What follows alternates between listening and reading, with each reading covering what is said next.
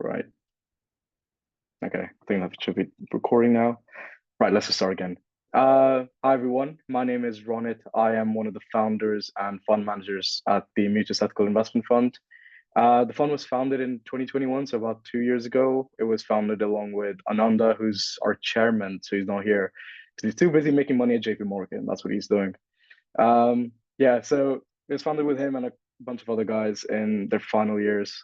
And yeah, we've been running ever since, getting more active in the past year and a half.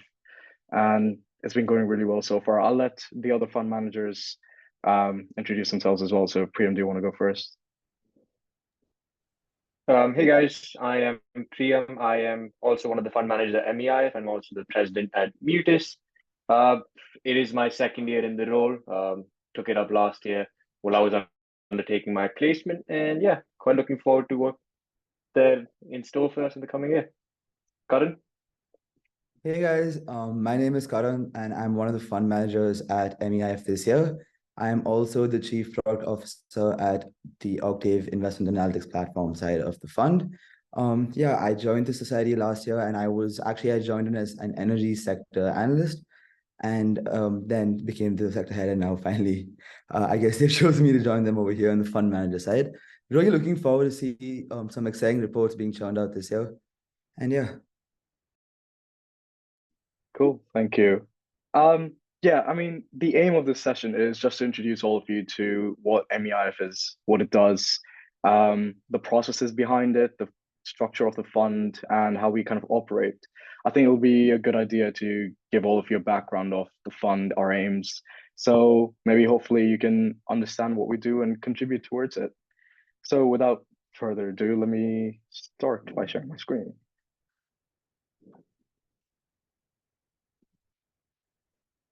Could you all let me know when you can see that? All right, perfect. Right, so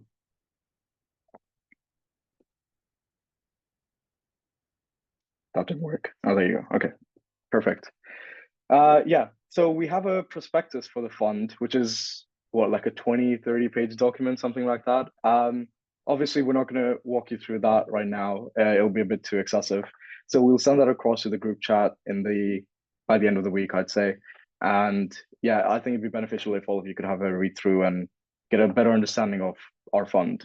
But essentially, this deck is just to walk you through the prospectus, just highlighting the key points and yeah, just giving you a good idea of what we do here. So let's start. Well, okay, there you go. Right. So yeah, as I mentioned, MEIF was founded in 2021 in partnership with MUTIS, essentially with three main goals. That's to educate students, create a strong network, and support local charities. So we do the first two by our fund itself, where we're helping you get your research skills up, your soft skills up, understanding the technicals behind investing, and also more importantly, the ESG side of investing, because it's quite a new concept that not a lot of students know about, not a lot of students have quite a lot of access to it. So it'll be a good idea to, through the fund, get that information. And that's essentially what we're doing over here. The third point, where it comes to supporting the local community and charities. So our returns from a portfolio, about 5% of those returns, positive returns, of course, go to local charities and communities. And these are ones that are in line with the university and what they support. So it's things like Mind for mental health and some other charities as well that I can't remember the names of, but we do have in our prospectus, I believe. Yeah, so those are our three aims. Yeah, so who are we? It's a student-led managed global equity fund. We invest specifically through a bottom-up investment process and in mid-cap sustainable companies. Our mid-cap definition is from, I think, 300 million to 50 billion now. We've expanded it a bit. So it's not the definition that you'd usually get online, but it's something that we've kind of taken for our fund. So we have a long-term capital growth objective. We invest in the medium term. So that's a period of 5 years, and that's where we track our progress against our benchmark, which is the MSCI World Mid Cap Index on a 5-year rolling horizon. Yeah, so of course our aim is to invest in companies that are sustainable, hence the ESG part, or rather, hence the ethical investment part in MEIF, but also with strong fundamentals. So we kind of look for that, golden duo.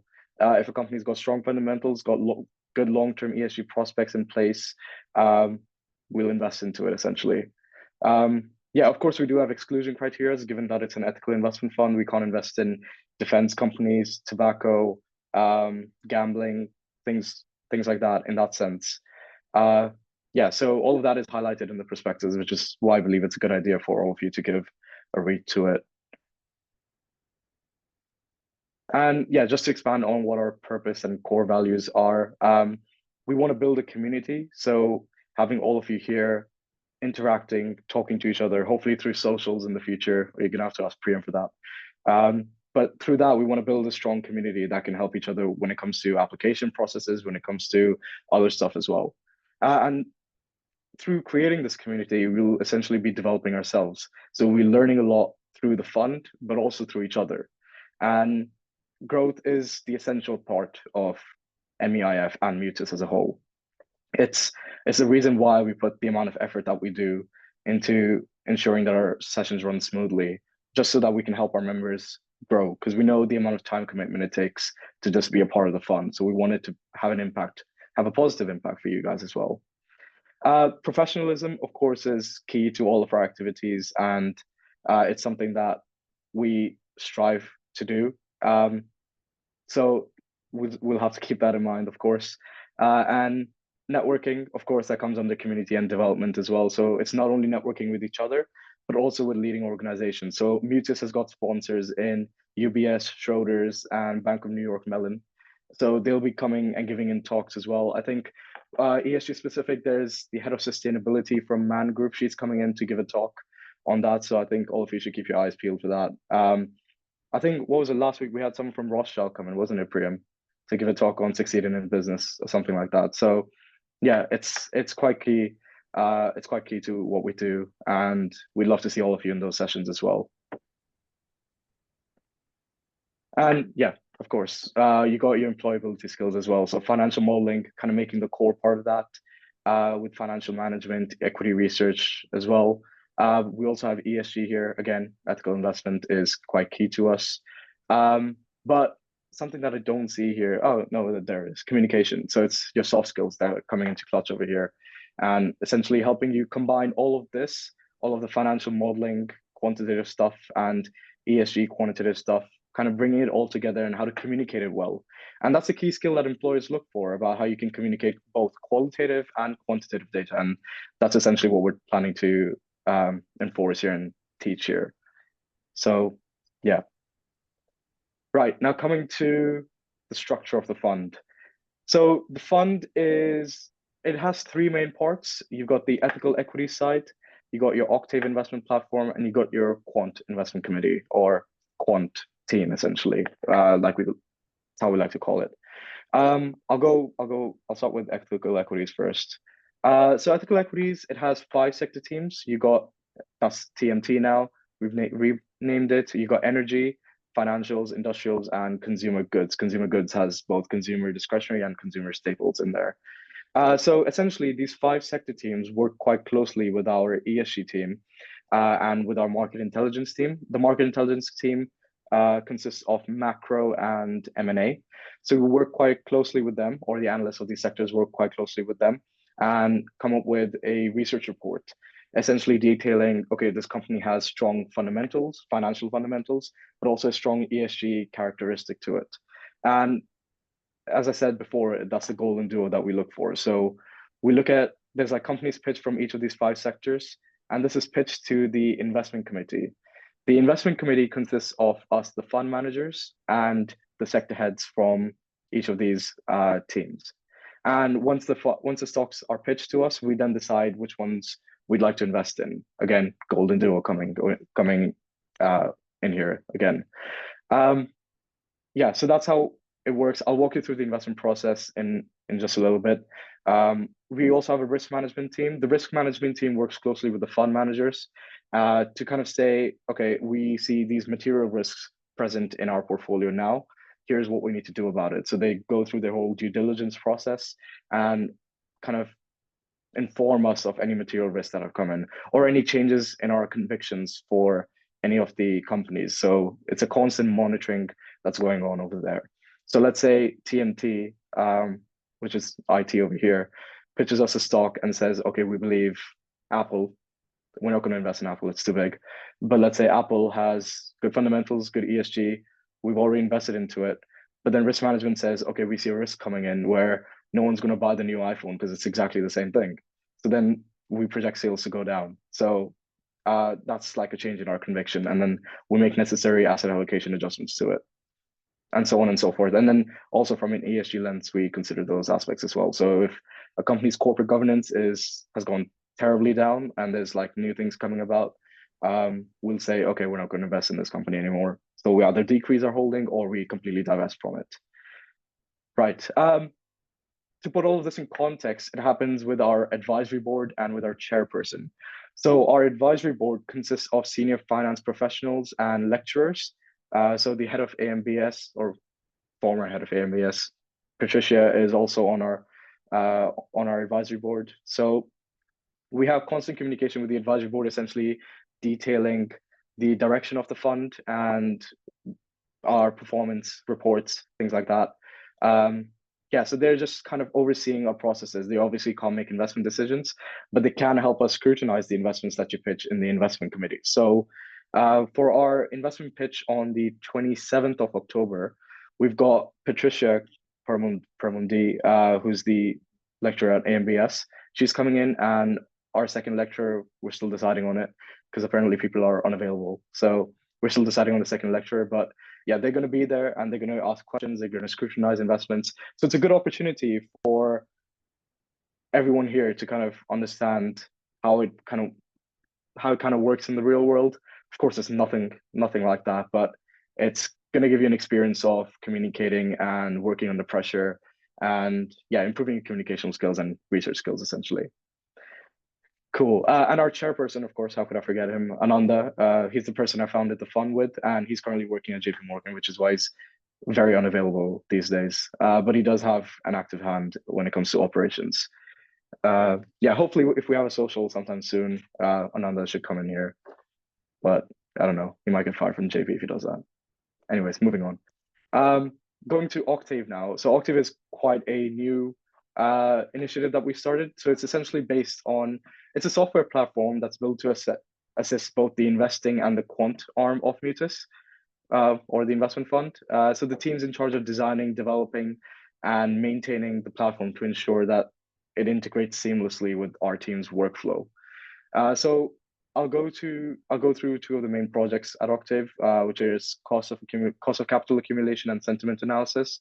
So cost of capital accumulation is where we talk about our WACC. So that's our weighted average cost of capital, which is a key number that plays, or it's a number that plays a key role in our DCF analysis because it's your discount rate essentially.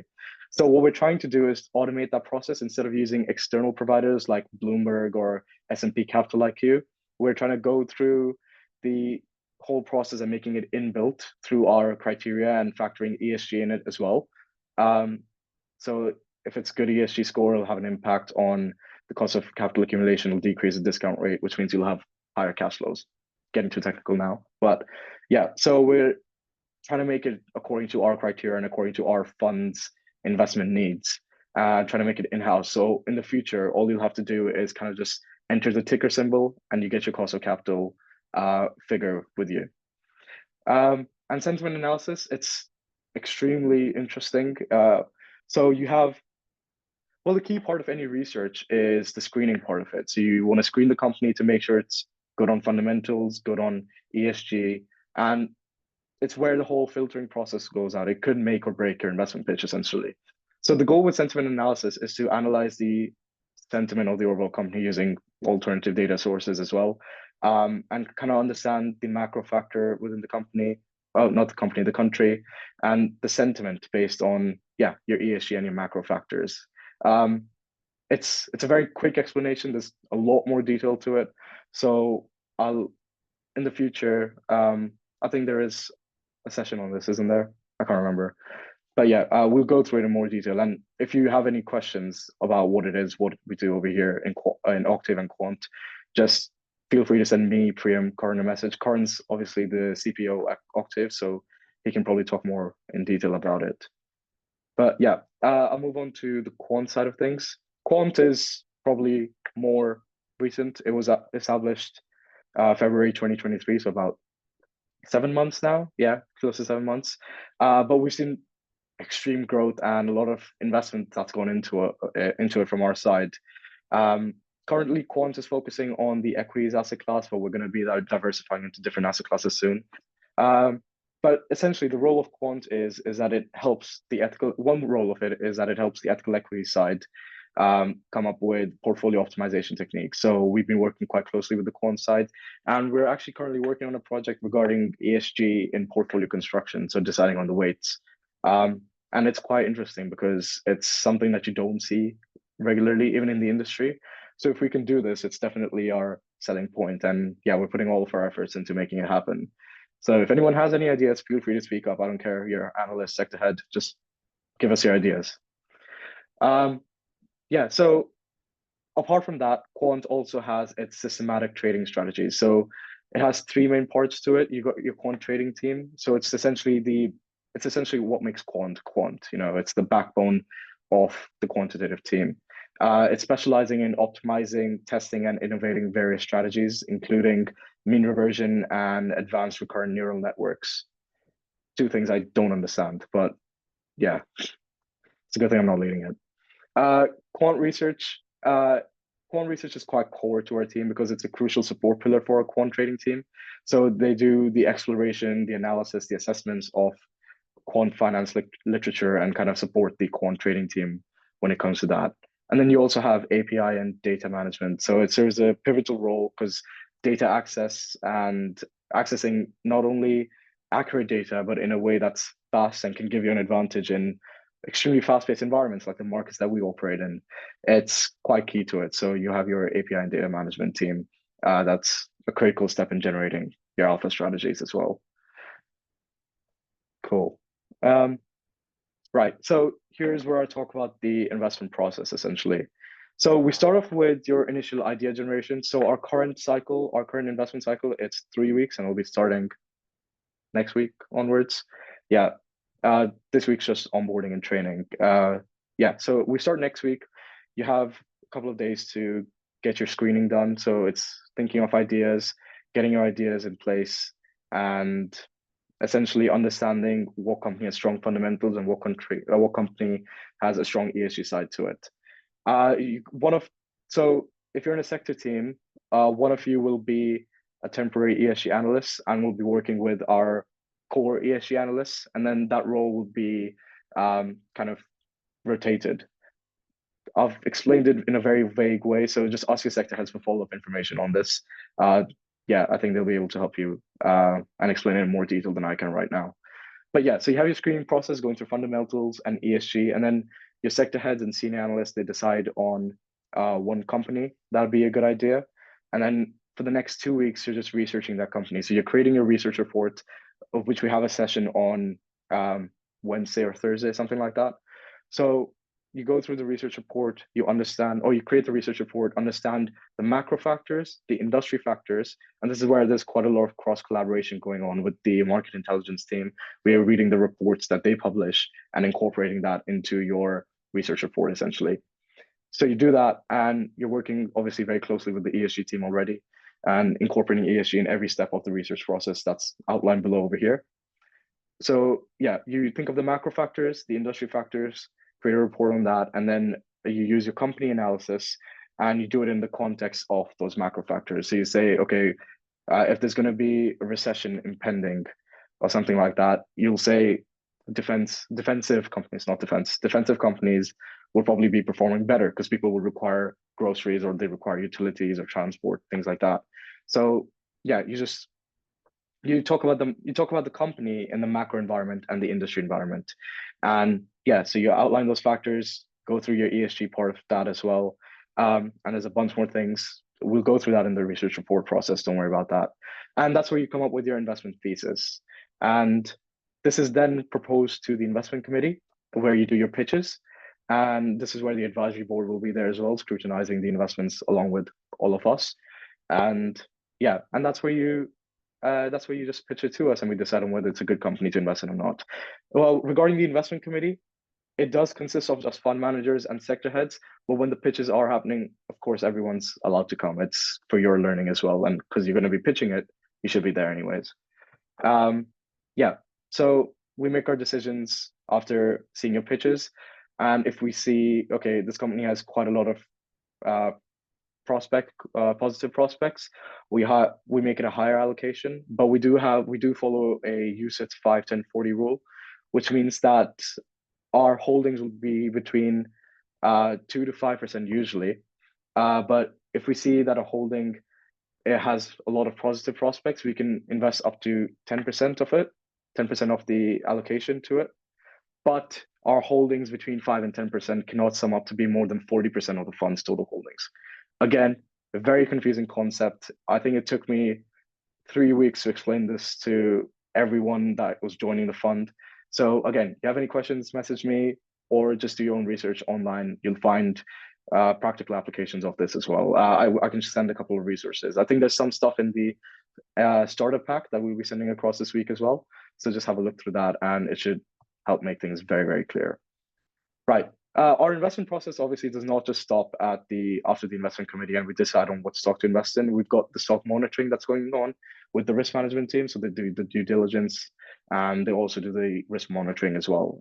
Again, to see if there's any changes in our conviction. Yeah, so that's the individual stock monitoring. Fund monitoring is done by us, the fund managers. So we're deciding on, okay, when it comes to our whole portfolio, does this make sense? Does this make sense?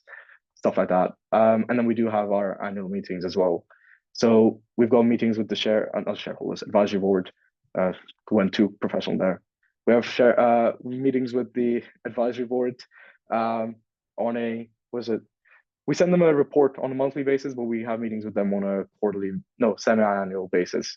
Yeah, but with meetings with you all, your sector team should be meeting quite regularly anyways. So that's one thing. And then annual meetings, it won't be annual. We'll be doing socials and stuff like that. So it'll be more quarterly and stuff like that. So yeah, and obviously you're not restricted to just socials. Make plans with each other.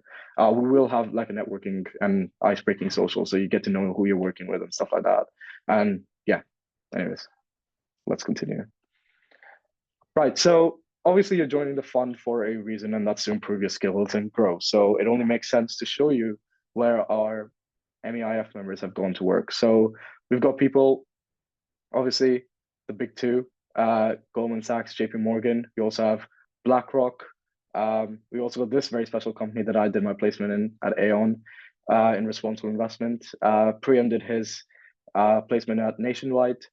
And then we have people obviously spread out across Canary Wharf. So we can have an MEIF social there as well one time. In bank as well, of course. But yeah, so it's just to give you an idea of where people have gone to work. Let's ignore Credit Suisse, given recent events. But yeah, no, I'm kidding. It's great. Our spring week placement rate. So spring weeks, of course, with first years are quite important. Second years as well, if you're in a 4-year course, I suppose. So 57% of our members have gone on to secure a spring week. And these are companies like JP Morgan, Jefferies, Deloitte, Morgan Stanley, Credit Suisse. Yeah, and it's really quite impressive. So we do have, MUTIS does have sessions going on, workshops going on for your CVs and your cover letters. So make sure to attend those. It's a great idea to go through those. Yeah, I think it'll give you the perfect idea of what you can do to improve yourself. And of course, you're not only restricted to those sessions, you can ask people around in the fund, you can ask your sector heads for any advice, and I'm sure they'll be more than happy to help you. And yeah, again, summer and internship placement rates. So you got Goldman Sachs in there as well, JP Morgan, Morgan Stanley. You have people who went to the civil service as well. And yeah, it's spread out quite well and at really good companies as well. And our placement rate's 68 to 70%, which is fantastic. And yeah, that's for our investment committees, our sector heads and our fund managers. So yeah, as I said, I worked at Aeon, Priya at Nationwide, Ananda was at JP Morgan, Edgar's joining JP Morgan. And yeah, so 73% is our placement rate there. So it's, again, impressive stuff. And that's pretty much it. Are there any questions? Anything I went by too fast? I'm sure that was quite a lot of information. So if anyone has any questions, just message me, Priyam, Karan, and I'd be more than happy to help you out. But yeah, anything I can address right now?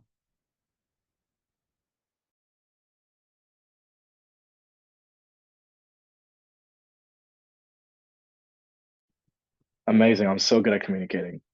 No one has any questions. Perfect. Yeah, Priyam, Karan, is there anything else to add? All right, perfect. Yeah, that's our session. Yeah, sorry, Priyam, go ahead. Now I was just going to say, make sure you guys follow us on LinkedIn and Instagram, just to keep up with, updates and anything we're putting out there. But yeah, that's everything. All right. Perfect. No worries. Thank you. Yeah, it's a good place to keep updated with our events and stuff that we're doing. So yeah, make sure to follow us on there. But other than that, I think that's pretty much it. Yeah, again, any questions, feel free to send a message. We like to enforce a two-way communication over here. So we give you feedback, you give us our feedback. It's only going to help us in the future and help you in the future as well. So it's a win-win essentially. But yeah, thank you all for joining. We will be sending across the prospectus and starter pack this week. So if there are any questions regarding that, just let us know. But make sure to have a read through that. It's a good idea to do that. But other than that, feel free to leave.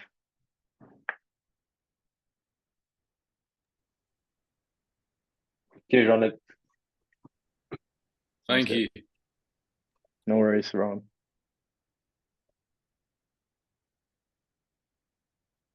Thank you, guys. Cheers. No worries.